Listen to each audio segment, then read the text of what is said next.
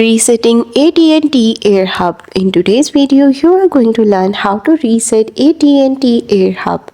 So let's get started. In step number 1, locate the reset button on your AT&T Air Hub. It's a small pinhole labeled reset usually found on the back.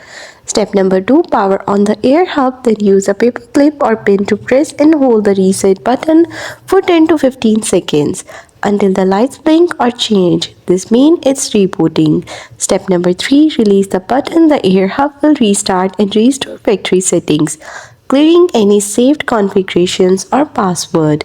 Step number 4, once it powers back up, open the AT&T Smart Home Manager application or go to the link provided in your browser. Step number 5, log in using the default username and password.